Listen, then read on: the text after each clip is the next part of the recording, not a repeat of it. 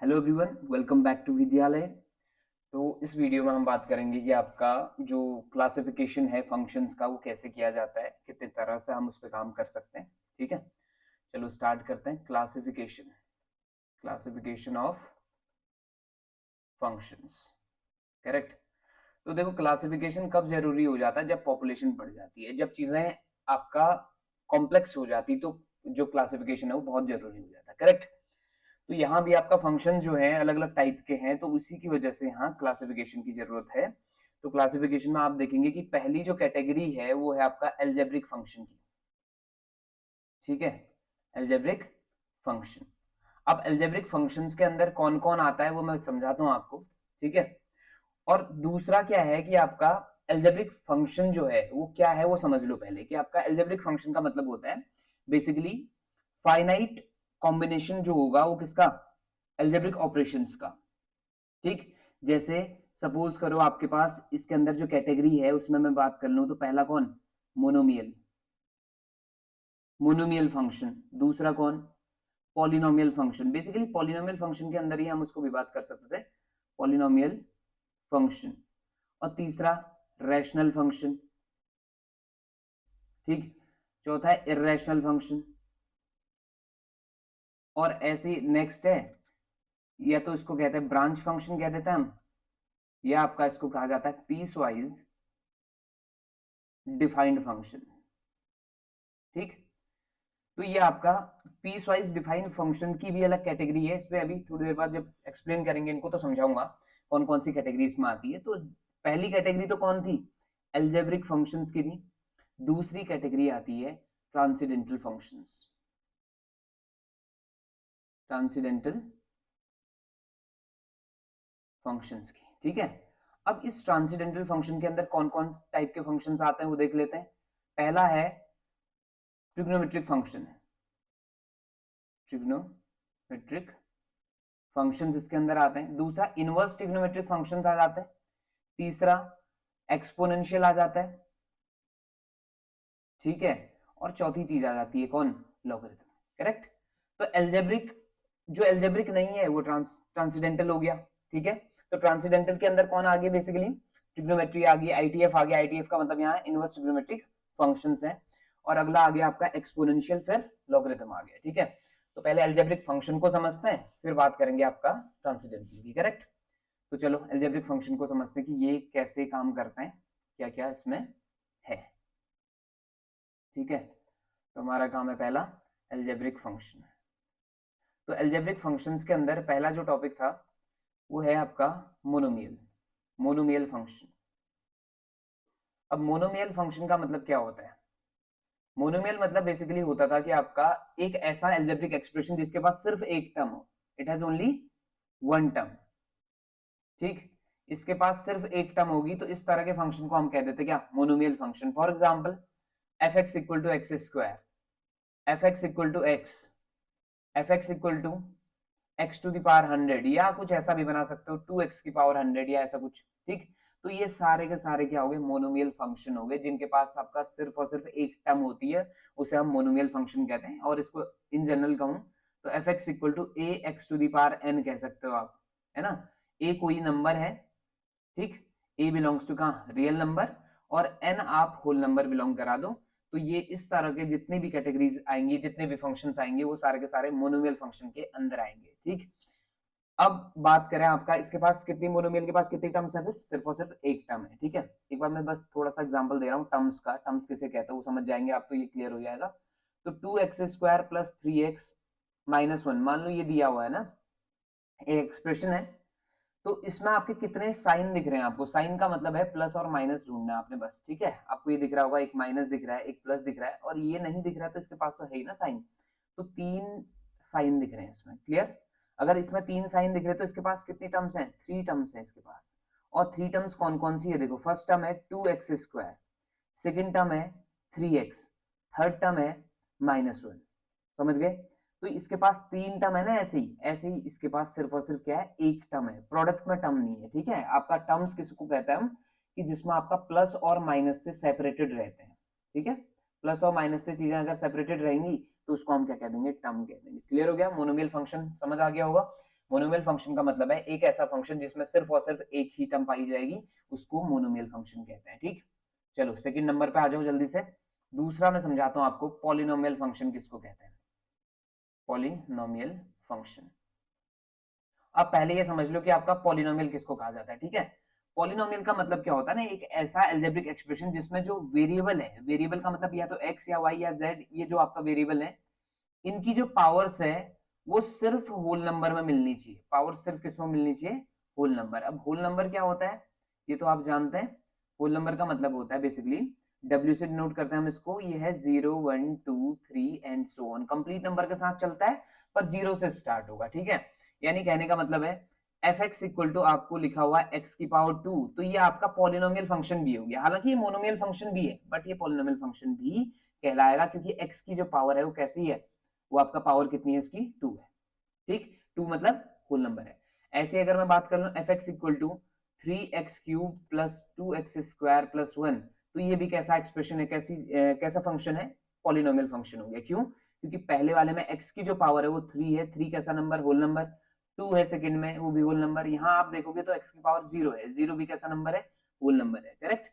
तो इस तरह के फंक्शन जिसमें आपका वेरिएबल की जो पावर होती है वो सिर्फ और सिर्फ क्या मिलती है आपको? होल नंबर की फॉर्म में मिलती है, उसको क्या कहा जाता है? पॉलिनोमियल फंक्शन कहा जाता है। ठीक है, अब जैसे फंक्शन दिया मैंने ये 1/x, अब यहाँ आप देखो ना, इसको लिखने का तरीका क्या होता है, आपको वेरिएबल हमेशा ऊपर देखना है, तो ऊपर देखोगे ना वेरिएबल की पावर कितनी हो जाएगी? -1, और -1 कहाँ नहीं है? होल नंबर में नहीं है। इसका मतलब ये जो फंक्शन है ना, ये पॉलिनोमियल फंक्शन नहीं है। फंक्शन है बट ये कैसा फंक्शन नहीं है? पॉलिनोमियल फंक्शन नहीं है। तो अगर कोई तुमसे पूछे कि what can be the domain of a polynomial function, तो आपको हमेशा याद रखना है कि domain of polynomial function will be real number, capital R. उसको किसी से प्रॉब्लम होती ही नहीं है, क्योंकि डिनोमिनेटर में कोई है नहीं टर्म और स्क्वायर रूट वाला कॉन्सेप्ट नहीं है उधर। तो पॉलिनोमियल फंक्शन आपका समझ आ गया होगा मेरे ख्याल से आपको। ठीक है, चलिए जी थर्ड में आते हैं। तीसरी चीज रैशनल फंक्शन, तो इसको थोड़ा सा ध्यान से देखेंगे। रैशनल फंक्शन, अब रैशनल फंक्शन क्या होता है वो समझ लो। तो रैशनल फंक्शन समझने से पहले देख लो कि अगर मान लो एक px है और एक qx है, ये दो चीजें हमारे पास, ये दोनों के दोनों पॉलिनोमियल फंक्शन है। ये दोनों क्या है? Polynomial function. ठीक, अगर ये दोनों पॉलिनोमियल फंक्शन थे तो इन दोनों का जो डिवीजन होगा, इन दोनों का जो क्वोशिएंट होगा, उसको हम कह देते हैं क्या? Rational function. समझ आ गया? रैशनल फंक्शन का मतलब है कि आपका दो पॉलिनोमियल फंक्शन को उठाओ और अगर उनको डिवाइड कर पाऊं, जैसे ये आपका क्या हो जाएगा? रैशनल फंक्शन हो जाएगा। समझ आ रहा है इतना? ठीक, तो इतना ध्यान देना है कि आपका इसका डोमेन कैसे निकालेंगे। आप देखो डोमेन में आपको कहाँ, डिनोमिनेटर में प्रॉब्लम है ना, डिनोमिनेटर में 1 और -1 नहीं रख सकते, तो r माइनस क्या आ जाएगा? -1, 1 आ जाएगा। ठीक, ये डोमेन निकालना मैं पहले बता चुका हूँ, इस वजह से मैंने इसको थोड़ा सा शॉर्ट फॉर्म में कर लिया है। करेक्ट। तो रैशनल फंक्शन क्या है जी? रैशनल फंक्शन है कि समथिंग अपॉन समथिंग के फॉर्म में, जहां पहला और दूसरा यानी p अपॉन q समझ लो, रैशनल नंबर वाली कंडीशन लगा लो इधर भी। रैशनल नंबर किसे कहते थे हम? p numbers which can be written in the form of p upon q where q not equal to 0। ठीक, and p and q both are integers है, ऐसी बात थी। तो यहाँ रैशनल फंक्शन किसको कहते हैं कि जब आपका हम px upon qx, px upon px upon qx type का फंक्शन होगा हमारे पास, और जहां px and qx both will be polynomial function. ठीक, ऐसी सिचुएशन में डोमेन तो हम सेलेक्ट कर लेंगे खैर। ठीक, तो इस तरह की सिचुएशन को कहते हैं रैशनल फंक्शन। ठीक, तो इसको भी कहा जा सकता है, देखो 1/x, इसको भी हम क्या कह सकते हैं? Rational function. क्यों? ऊपर जो 1 है वो भी तो पॉलिनोमियल है। पॉलिनोमियल कैसे है? क्योंकि x की पावर क्या है? 0। नीचे जो है x की पावर कितना? 1, तो ये आपका x की पावर 1, दोनों आपका क्या हो गए? रैशनल फंक्शन हो गए। और इसका डोमेन कोई बता पाए तो बता दो जल्दी से। x नॉट इक्वल टू क्या? 0, तो r माइनस 0 हो जाएगा। ठीक, तो समझ आ गया रैशनल फंक्शन। करेक्ट, चलो आगे बढ़ते हैं, इर्रेशनल फंक्शन की तरफ बढ़ते हैं। अगला नंबर है इर्रेशनल फंक्शन का। इर्रेशनल फंक्शन, अब इर्रेशनल फंक्शन क्या होता है वो देख लो। अगर आपको क्या दिख रही है? नॉन इंटीग्रल पावर दिख रही है। नॉन इंटीग्रल पावर्स किसकी? वेरिएबल्स की, कहीं पर भी दिखे। ठीक, ऑफ वेरिएबल, तो जो इर्रेशनल फंक्शन होगा वो कैसे दिखाई देगा आपको? जैसे ये f x equal to root x. Root x में क्या प्रॉब्लम है? एक्स की पावर कितनी है? हाफ। हाफ कैसा नंबर नहीं होता? इंटीजर नहीं होता। समझ आ गया? तो इस तरह के फंक्शन को हम क्या कहते हैं, इर्रेशनल फंक्शंस कह देते हैं, या कहीं पे भी दिख जाए, जैसे x की power 5/4 plus 1 upon 2x plus 1। एक भी अगर वेरिएबल में कहीं पर भी वेरिएबल की जो पावर है, अगर वो आपका क्या दिख रही है, आपका कैसा नंबर, नॉन इंटीग्रल नंबर दिख रहा है, तो इसका मतलब समझ जाओ कि वो कैसा है, इर्रेशनल फंक्शन है। ठीक है, क्लियर हो गया होगा ना। जैसे ये एफ एक्स इक्वल टू कितना, एक्स की पावर 1/3, या और भी एग्जांपल आप अपने हिसाब से बना सकते हैं। तो इरेशनल नंबर मेरे ख्याल से आपको, सॉरी, इरेशनल फंक्शन समझ आ गया। ठीक, चलो आ जाओ अब जिसकी बात मैं कर रहा था, ब्रांच फंक्शन। नाम से डिफाइन होता है, इसके पास ब्रांचेस होंगी, ये आपका अकेला नहीं चलेगा। ठीक है, ये ब्रांच को लेके चलेगा। जैसे फंक्शन है हमारे पास, तो इसमें अभी तक हम पढ़ रहे थे ना f x equal to x square, तो इसके पास इकलौता फंक्शन था। लेकिन अब यहाँ क्या होने वाला है, देखो एफ एक्स इक्वल टू, इस तरह की कंडीशन आ जाएगी, x square x cube, for example x is less than 1 और x is greater than equal to 1। यानी अगर आप बात करेंगे इस पर्टिकुलर फंक्शन की, ठीक, इस फंक्शन में आपने, अगर आपकी वैल्यू x की वैल्यू 1 से छोटी है, तो आप किस फंक्शन को सेलेक्ट करेंगे, एक्स स्क्वायर। और अगर आपकी वैल्यू क्या है, 1 से बड़ी है या 1 है, तो उस टाइम पे एक्स क्यूब आप सेलेक्ट करेंगे। तो इस तरह के फंक्शंस को क्या कहा जाता है, ब्रांच फंक्शन कहा जाता है, जिनके पास दो या दो से ज्यादा फंक्शंस होते हैं उनके अंदर। ठीक है, जैसे इसमें बहुत जो फेमस एग्जांपल्स हैं उनकी बात कर लेता हूं, वैसे तो मैंने समझा दिया आपको पहले भी। तो ब्रांच फंक्शन के अंदर जो खास फंक्शंस हमारे पास, उनकी बात करते हैं। ठीक है, तो इसके अंदर आता है पहला, मॉड्यूलस फंक्शन कह सकते हैं। मॉड्यूलस फंक्शन, मॉड्यूलस फंक्शन का मतलब वही मॉड। ठीक, जैसे mod x equal to, mod x equal to actual में क्या होता है ना, जैसे ये फंक्शन है f x equal to mod x, but ये दिख तो रहा है यहाँ पे कि अकेला दिख रहा है, बट ये मॉड एक्स जो है अकेला नहीं है, ये रिप्रेजेंटेशन है मॉड एक्स का। फंक्शन को अगर रिप्रेजेंट करना है, जैसे ये अगर मान लिया आपको कोई बोले कि मॉड एक्स को दिखाओ कैसे, फंक्शन है कोई मॉड एक्स, उसका रिप्रेजेंटेशन कौन है, मॉड एक्स। इसको अगर मैं ऐसे एक्सपेंड करूंगा, तो ये एक्चुअल में कैसा दिखाई देगा, माइनस एक्स और प्लस एक्स दिखाई देगा। कब, जब x लेस देन 0 होता है और जब x greater than equal to 0 होता है। यानी कि इन पॉइंट्स को हम कहते हैं टर्निंग पॉइंट।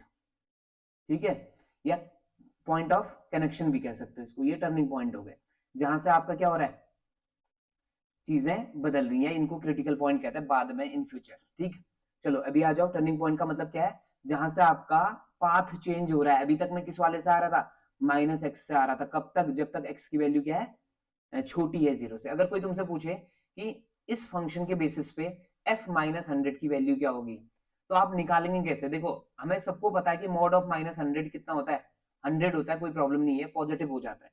लेकिन अगर कोई पूछे कि आपका फाइंड करके दिखाओ सही से तरीके से पूरा, तो मॉड माइनस 100 कैसे सॉल्व होगा, कौन से फंक्शन में आएगा, ऊपर आएगा या इस वाले टर्म में आएगा। कैसे डिसाइड करेंगे, कि पहले देखेंगे कि x की वैल्यू क्या है, x की वैल्यू है माइनस 100, यानी कि x 0 से छोटा है, 0 से छोटा है, तो पाथ कौन सा होगा, पाथ होगा ऊपर वाला, यानी कि माइनस एक्स में आप रखेंगे और x की जगह कितना रख देंगे, माइनस 100, तो माइनस माइनस कितना हो जाएगा, प्लस हो जाएगा। तो इस तरह से एक मॉड जो है काम करता है एक्चुअल में। ठीक है, हालांकि मॉड्यूलस जो है वो हर किसी नंबर को, हर चीज को, यानी कि नेगेटिव नंबर भी होगा उसको कन्वर्ट कर देगा किसमें, पॉजिटिव में, ये हम सभी जानते हैं। ठीक, इसी में एक एग्जांपल और दे रहा हूं, देखो f x equal to, sorry, ठीक है, अगर बात कर लूं एफ एक्स की, तो यानी कि f x equal to mod x लिखा हुआ है ना, ये तो मॉड्यूलस फंक्शन हो गया। लेकिन इसी के कुछ सब एग्जांपल भी तो बना सकता हूं, जैसे ये भी तो मॉड्यूलस फंक्शन है। लेकिन ये चेंज कहां पर होगा, जैसे ये चेंज हुआ था 0 पर, 0 से पहले कुछ और था इसका, 0 से बाद कुछ और। तो ये चेंज कहां पे होते हैं वो पता करने के लिए क्या तरीका है, मॉड के अंदर वाली चीज को आप 0 पुट कर दो, तो यहाँ से जो x की वैल्यू निकलेगी ना, वहां से चेंज होना शुरू हो जाता है। यानी ये जो फंक्शन है मॉड x प्लस 2, इसको आप कैसे लिख सकते हैं, माइनस ऑफ x प्लस 2 और प्लस ऑफ x प्लस 2। कब, जब x छोटा होगा -2 से, -2 से ही क्यों, क्योंकि यहां से हमने फाइंड कर लिया था इसको, और जब x बड़ा होगा इक्वल टू होगा किसके, -2 से। तो यानी हम हर तरह के मॉड्यूलस फंक्शन को ब्रांच फंक्शन में कन्वर्ट कर सकते हैं, लेकिन हमें पता होना चाहिए कि आपका जो कनेक्टिंग पॉइंट होगा, है ना, जो जिसकी मदद से हम पाथ चेंज करेंगे, वो कैसे निकाला जाता है, कैसे निकाला जाता है, मॉड्यूलस वाली चीज को अंदर आप वैल्यू, मॉड्यूलस वाला जो पोर्शन है, यानी मॉड के अंदर जो पोर्शन है, उसको आप क्या कर दो, 0 पुट कर दो और वहां से x की वैल्यू निकाल लो। For example F x equal to मान लिया मॉड ऑफ x माइनस 5 होता, तो इसको कैसे फाइंड कर लेते हैं, x माइनस 5 को हम 0 पुट करते हैं और x की वैल्यू क्या आती, 5। अब हमें पता चल गया कि कहाँ पे चेंज होगा, 5 से चेंज होना शुरू हो जाएगा, तो ये फंक्शन कैसा बन जाएगा, माइनस ऑफ x माइनस 5। याद रखना कि पूरा ब्रैकेट रखना है आपने, पूरे में ब्रैकेट रखेंगे और बाहर से माइनस और प्लस, फिर पूरे में ब्रैकेट, और यहाँ चेंज क्या होगा, x लेस देन 5 और यहाँ x greater than equal to 5। इस तरह से आपने डील करनी किसके साथ, मॉड्यूलस फंक्शन के साथ। ठीक है, समझ आ गया होगा मेरे ख्याल से। चलो नेक्स्ट पे आता है, इसी का सेकंड पे आता हूँ। पहला तो मॉड्यूलस बता दिया है ना, सेकंड है सिग्नम फंक्शन। ये बहुत खास फंक्शन है सिग्नम फंक्शन। इसको हम, इस फंक्शन को थोड़ा परेशान करने के लिए ना, इसका नाम हम शबनम फंक्शन भी रख देते हैं कभी कभी, है ना, शबनम फंक्शन याद रह जाता है, क्या करना उससे, करेक्ट। चलो सिग्नम फंक्शन का मतलब क्या है, देखो ये भी डिफाइंड फंक्शन है, ये सारे के सारे डिफाइंड फंक्शन है, तो इनको ऐसा नहीं कह सकते कि आप, इनका नाम रखा गया है सिग्नम फंक्शन, मॉड्यूलस फंक्शन, है ना, ग्रेटेस्ट इंटीजर फंक्शन, ये सारे डिफाइंड है, तो इनको ऐसे ही पढ़ना हमने, करेक्ट। तो सिग्नम फंक्शन क्या है कि कोई फंक्शन जिसके पास 3 ब्रांचेस है, एक -1 वाली, एक 0 वाली, एक 1 वाली, और इसमें क्या होता है कि अगर x छोटा है किससे, 0 से, तो आप -1 के पास जाएंगे, अगर x इक्वल टू है 0 के तो आप 0 के पास जाएंगे, और जब x ग्रेटर देन है 0 के तो आप 1 के पास जाएंगे, करेक्ट। यानी कोई तुमसे पूछे इस फंक्शन के अकॉर्डिंग f100 की वैल्यू क्या है, तो आप कह देंगे 1। क्यों, क्योंकि ये आपका f100 क्या आता है, 0 से बड़ा है ना 100, तो उसमें वैल्यू क्या है फंक्शन की, 1 है, बस वेरिएबल नहीं है इसमें, तो आपने डायरेक्टली क्या बोलना है, 1 बोलना है, करेक्ट। अगर कोई आपसे पूछे कि f माइनस 20,000 की वैल्यू क्या होगी, तो आपका आंसर क्या होगा, -1 होगा। क्यों, क्योंकि हर एक x जो 0 से छोटा है उन सब की वैल्यू कितनी होगी, -1 होगी, ठीक है। और f0 की वैल्यू कितनी है पूछे तो 0। तो सिग्नम फंक्शन आपको समझ आया होगा। इसमें इसकी एक खास बात है, इसका जो डोमेन है वो तो रियल नंबर है, ठीक है, डोमेन क्या है इसका, रियल नंबर। क्यों, क्योंकि इसे कोई परेशानी है नहीं ना किसी से। क्यों परेशानी नहीं है, देखो आपका x 0 से छोटा सारा कवर ये कर रहा है, 0 को ये कवर कर रहा है, और 0 से बड़े को ये कवर कर रहा है, तो कहीं प्रॉब्लम है ही नहीं। तो डोमेन इसका क्या है, r है। लेकिन इसकी जो रेंज है वो बड़ी इंटरेस्टिंग है। रेंज आपका सिर्फ 3 एलिमेंट को कंटेन करती है, -1, 0 और 1। आप चाहे कुछ भी रख दो, x की जगह आप जो मर्जी वो रख दो, आपका आंसर इन तीनों में से कोई एक आएगा बस। जैसे आपने रख दिया 20, तो आपका आंसर क्या आया, 1, ठीक है। तो रेंज में कौन आएगा, -1, 0 और 1। तो यहाँ से एक क्वेश्चन बन सकता है, what is the domain, sorry, range of signum function, ठीक। तो इस तरह से क्वेश्चन बनते हैं मिडिल ऑफ द चैप्टर से, ऐसे कह सकते हैं। चलो अगले टर्म पे आते हैं, तीसरा टाइप में समझा देता हूँ आपको। सिग्नम तो हो गया, अब बात करते हैं GIF, ग्रेटेस्ट इंटीजर फंक्शन। इस पे मैंने पहले भी काम किया हुआ है, फिर से एक बार देख लो आप। ग्रेटेस्ट इंटीजर फंक्शन को कैसे डिनोट करते हैं, fx इक्वल टू ऐसे डिनोट कर लिया जाता है ग्रेटेस्ट इंटीजर फंक्शन को, स्क्वायर ब्रैकेट में, करेक्ट। अब ग्रेटेस्ट इंटीजर फंक्शन की खासियत क्या बताई थी मैंने, जिन दो नंबर्स के बीच आप बात करेंगे, जैसे आपने बात की x लाई कर रहा है 0 से लेके 2 तक, याद रखना कि 0 पर इक्वल टू लगाया है, 2 पर इक्वल टू नहीं लगाएंगे, क्योंकि 2 पर इक्वल टू में 2 हो जाएगा वैल्यू, है ना। सॉरी 2 मत करो, क्योंकि 2 तो ज्यादा दूर हो जाएगा। क्यों ज्यादा दूर हो जाने वाला है, देखो ऐसा होता है कि आपका इसमें आपने प्रत्येक इंटीजर के बीच चलना है। आप ऐसा नहीं कह सकते 0 से 2 के बीच तो बहुत सारे नंबर्स आ जाएंगे, क्यों, 1 का भी खेल हो जाएगा उधर। मैं समझाता हूँ इसको कैसे, देखो जैसा आपने 1 रखा, तो इसमें आंसर पता है हर बार क्या आएगा, इसका 0 आएगा। देखो इसका आंसर 0 आता है, इसका आंसर 1 आता है, इसका आंसर 2 आता है, इसका आंसर 3 आता है, इसका आंसर -1 भी आता है, -2 भी आता है। ये चलता जाएगा ऊपर की ओर भी और नीचे की ओर भी। अब लेकिन ये कब आता है वो देख लो, जब x आपका 0 या 0 से बड़ा होगा बट 1 से छोटा होगा। और 1 कब आएगा, जब x 1 से बड़ा होगा या 1 के बराबर होगा, और 2 से क्या होगा, जस्ट छोटा होगा। तो ये इस तरह से चलता है। ये इनफाइनाइट ब्रांच है इसके पास, ये आपका 2 या 3 ब्रांच लेके नहीं चल रहा बाकियों की तरह। इसके पास हमेशा से कितने हैं, इनफाइनाइट ब्रांच है, करेक्ट। तो पहले भी बताया हुआ है, जैसे 1.5 की वैल्यू बताओ कहेगा कोई तुमसे ग्रेटेस्ट इंटीजर में, तो आंसर क्या आएगा, 1 आएगा। क्यों, क्योंकि 1.5 लाइज बिटवीन 1 एंड 2, तो ये छोटे वाले के पास चलता है, ठीक है। तो इसको ग्रेटेस्ट इंटीजर फंक्शन क्यों कहते हैं, ये मैंने आपको थोड़ा सा समझा देता हूँ, फिर से पहले भी समझाया हुआ है। तो जैसे मान लो कोई पॉइंट है ना, ये 1 है, ये 2 है, ये 3 है, ये 4 है ना, ये 0 है, ये -1 है, एंड सो ऑन। कोई नंबर यहाँ पे है मान लो इस जगह पे, ये नंबर है मान लिया 3.2। तो ये नंबर सबसे बड़ा इंटीजर किसको क्रॉस करके आया है, देखो याद रखना है कि मैथ्स में चलते हम कहां से कहां, लेफ्ट से राइट, लेफ्ट से राइट की ओर चलते हैं। जब ये चलते आया होगा, इसने -1 भी क्रॉस किया होगा, 0 भी क्रॉस किया होगा, 1 भी क्रॉस किया होगा, 2 3, अभी यहाँ कहीं बीच में, तो सबसे बड़ा इंटीजर किसको क्रॉस करके बैठा है?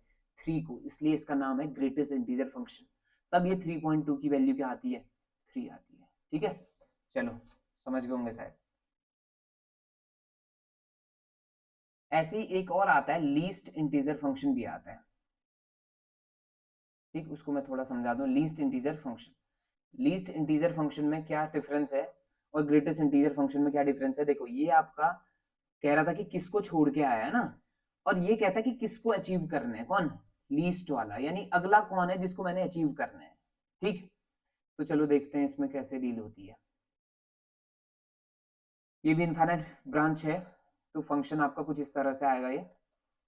ये 0 होगा, लेकिन कब कब 0 होगा ये याद रखना। देखो, सबसे बड़ा इंटीजर कौन है उस पे काम कर रहा है, यानी कि अगला इंटीजर किसे अचीव करना है वो उस पे काम कर रहा है। ये -1 से जब बड़ा होगा और 0 या 0 से छोटा होगा, सॉरी 0 या 0 से छोटा होगा, तो उस टाइम 0 आंसर देगा। ये 1 आंसर कब देगा? जब 1 से बड़ा होगा और 2 या 2 से क्या 2 से बराबर हो या 2 से छोटा होगा। इस सिचुएशन में आपका, नहीं सॉरी, 0 से लेके 1, आई एम सॉरी, 0 से लेके क्या 1 देगा। हाँ, गलती होगी, माफ कर देना हमको। ठीक, अगला वाला क्या आएगा? 1 से लेके कहां तक? 2 तक। तो ऐसे में क्या आंसर आएगा? 2 आंसर आएगा। करेक्ट। यानी ये क्या कहता है, जैसे हमने बात की थी ना, कोई x अगर आपका 1 और 2 के बीच है, तो उस टाइम पे जो ग्रेटेस्ट इंटीजर हुआ करता था वो क्या आंसर देता था? 1। लेकिन अगर कोई x इस बार 1 और 2 के बीच होगा ना, तो इस बार लीस्ट इंटीजर में इसकी वैल्यू हो जाती है कितनी? 2। तो बेसिकली होता क्या था, लीस्ट इंटीजर फंक्शन अब थोड़ा कम कॉमन है, क्योंकि ये कम कम आता है पेपर्स में, है ना। लेकिन पहले क्या हुआ करता था कि ग्रेटेस्ट इंटीजर फंक्शन के लिए जो सिंबल हुआ करता था वो कुछ इस तरह का हुआ करता था। इसे ना, ये इस तरह से, पूरा स्क्वायर ब्रैकेट नहीं लग रहा है, इस तरह का लग रहा है। देखो, यानी कि ये फ्लोर की वैल्यू को एक्सेप्ट करता है। और लीस्ट इंटीजर फंक्शन के लिए क्या आ जाता था? इस तरह का। ये किसको पकड़ता है? सीलिंग को पकड़ता है। करेक्ट। तो वही चीज यहाँ पे है। लीस्ट इंटीजर फंक्शन आपको थोड़ा सा समझ आ गया होगा कि आपका अगर सपोज करो कोई चाह रहा है 2.5 की वैल्यू लीस्ट इंटीजर में, ठीक, तो इसकी वैल्यू क्या आएगी? 3 आएगी। क्यों? क्योंकि अगला इंटीजर कौन अचीव करना है उस पर चलता है। यानी जैसे सपोज करो 1 2 3 4 5 6 एंड सो ऑन, आप 4 पॉइंट समथिंग में है, तो ये क्या कहता है ना, जो ग्रेटेस्ट इंटीजर था वो कहता था कि आपका सबसे बड़ा इंटीजर किसको क्रॉस किया है, या सबसे बड़े इंटीजर पर कहां पर है आप। ये कहता है कि आप अगला इंटीजर कौन है जो आपका, अब देखो अगला इंटीजर में ये सारे बड़े हैं, इनमें सबसे छोटा कौन? 5, इस वजह से इसका नाम है लीस्ट इंटीजर। ठीक, समझ आ गया शायद ना। और दोनों में एक चीज याद रखना कि अगर ऐसे पूछा जाए, चाहे ग्रेटेस्ट इंटीजर पूछे चाहे लीस्ट इंटीजर पूछे, अगर इंटीग्रल वैल्यूज पे पूछा तो उनका आंसर सेम ही आता है, इंटीजर्स ही आते हैं। ठीक है, प्रॉब्लम सॉल्व। और एक चीज और याद रखो, लीस्ट हो चाहे ग्रेटेस्ट हो, इसकी जो रेंज होती है ना, वो रेंज हमेशा क्या होगी? ये आपका कौन से नंबर है?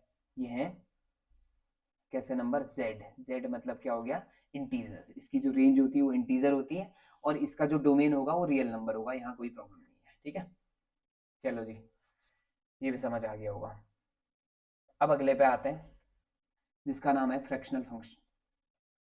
ये बड़ा खास है, फ्रैक्शनल फंक्शन। फ्रैक्शनल फंक्शन कहते हैं, या इसको कहते हैं हम आपका fraction part, fraction part function. ये क्या करता है ना, ये आपका इंटीग्रल वैल्यूज को नहीं ले पाता। जैसे 2.53 होता, इसका सिंबल ये है, देखो 2.53। अगर इसकी वैल्यू पूछेगा फ्रैक्शनल पार्ट में, तो इसका आंसर आएगा 0.53। यानी ये किसको हटा देता है? इंटीग्रल पार्ट को रिमूव कर देता है। इंटीग्रल पार्ट को रिमूव कैसे करता है वो देख लो जरा। यहाँ याद रखना कि आपका ये है, हम पढ़ रहे हैं किसको? फ्रैक्शनल पार्ट फंक्शन, या सिंपली फ्रैक्शनल फंक्शन को पढ़ रहे हैं। तो इसमें क्या होता है वो देखो, इसका जो सिंबल होता है f x equal to curly bracket के अंदर एक्स लिखा जाता है, तो समझ जाना ये फ्रैक्शनल पार्ट की बात कर रहा है। और इसको डिफाइन कैसे किया जाता है? ओरिजिनल एक्स में से आप ग्रेटेस्ट इंटीजर को माइनस कर दो, और इसका मतलब क्या है? Greatest integer function. ठीक, जैसे कोई तुमसे पूछे कि what will be the value of 1.567, तो आप क्या करेंगे 1.567 में से ग्रेटेस्ट इंटीजर की वैल्यू माइनस कर देंगे 1.567 और 1.567 किस किस के बीच लाई कर रहा है 1 और 2 के बीच, तो आंसर क्या आएगा 1 आएगा इसका, है ना। तो 1.567 में से किसको माइनस कर देंगे आप 1 को माइनस करेंगे तो ये आंसर क्या आ जाएगा 0.567 आ जाएगा। याद रखना इसको, ठीक है। तो यहाँ से क्वेश्चन बन सकता है। अब लेकिन प्लस वालों में तो ठीक है, जैसे मान लो कोई पूछे तुमसे 7.53 की वैल्यू क्या है तो आप आंसर दे देंगे 0.53, ठीक। 8.13 की वैल्यू क्या है तो आपका आंसर होगा 0.13, कोई दिक्कत नहीं है। अगर कोई तुमसे पूछे कि what will be the value of 5.0 तो इसका आंसर क्या होगा 0 होगा। क्यों? क्योंकि इसका जो फ्रैक्शनल पार्ट है ना डेसिमल के बाद वो 0 है। याद रखना इसमें ग्रेटेस्ट इंटीजर में, सॉरी फ्रैक्शनल पार्ट में। अब आ जाओ जल्दी से इसको समझते हैं नेगेटिव नंबर के लिए। अब यहाँ तो हमें समझ आ गया कि जैसे कोई तुमसे पूछे कि 5.0 की वैल्यू क्या है तो आप क्या करेंगे 5 में से माइनस कर देंगे ग्रेटेस्ट इंटीजर 5.0 और इंटीग्रल वैल्यू में सेम रहता है तो 5 माइनस 5 आ जाएगा तो कितना आ गया 0 आ गया, सही है।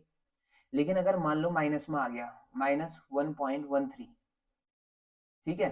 अब इसको आप कैसे लिखेंगे -1.13, पहला पार्ट तो ऐसे रहेगा माइनस ग्रेटेस्ट इंटीजर -1.13। अब ये जो चीज है ना ये किस किस के बीच है पता है, ये है -1.13 -2 और -1 के बीच। तो किसको किस वैल्यू को गेन करेगा ये -2 को गेन करेगा। तो -1.13 माइनस कितना हो जाएगा -2 और माइनस माइनस क्या होता है प्लस, तो -1.13 +2। अब दो में से क्या कर दो माइनस कर दो किसको 1.13 को, तो क्या आ जाएगा ये 7 बचा, 9 में से 1 गया कितना 8 पॉइंट और यहाँ कितना बच जाएगा 0, है ना, कैरी दिया था ना ऊपर से। तो इसका आंसर क्या आएगा 0.87 आएगा। तो याद रखो कि आपका नेगेटिव वाले नंबर्स को इस तरह से ट्रीट करना है। तो इसकी जो रेंज होती है ना वो बड़ी खास है, तो याद भी रख लेना इसको। और अगर समझ आ गया तो अच्छी बात है, 0 से लेके 1 तक। और डोमेन तो वही है, डोमेन आपका कौन कैपिटल आर, इसमें कोई प्रॉब्लम नहीं है, ठीक है। तो ये फ्रैक्शनल पार्ट फंक्शन था। तो इस तरह से आपका कई फंक्शंस को हम बना सकते हैं। आपको डोमेन बता दिया गया है, रेंज बता दिया गया किस तरह से आपने डील करना है। तो ये पीस वाइज यानी कि सिंपल ब्रांच फंक्शंस में कुछ टाइप थे जिनको मैंने आपको समझा दिया है। तो अगले वीडियो में हम बात करेंगे ट्रांसेंडेंटल फंक्शंस की, कि उनको कैसे काम किया जाता है, यानी ट्रिग्नोमेट्रिक या आईटीएफ या आपका एक्सपोनेंशियल या लॉगरिथमिक को कैसे डील करा जाता है, ठीक है। तो अगर वीडियो आपको पसंद आया तो लाइक करो, शेयर करो और सब्सक्राइब कर दो, ठीक है। चलिए मिलते हैं आपसे नेक्स्ट वीडियो में, तब तक के लिए बाय बाय।